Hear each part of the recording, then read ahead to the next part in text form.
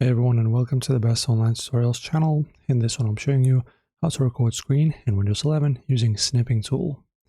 So to open up the Snipping Tool, open up your Start menu and search for it. There you go, Snipping Tool. Open it up.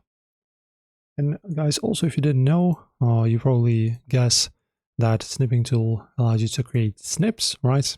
Self-explanatory, which are pretty much screenshots of your screen or maybe a portion area of your screen.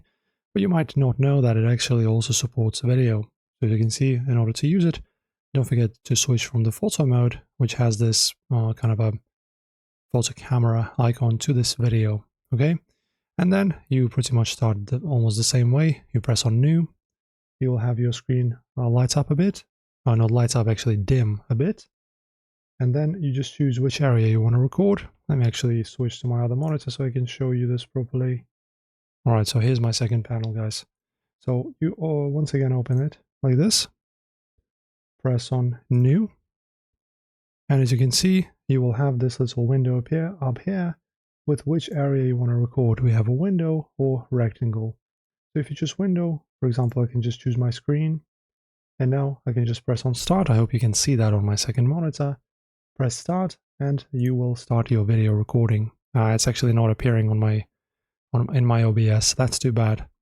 Okay, and after that, when you finish, just press on Finish. There you go. And you will have this window, as you can see. Switch to my main panel here.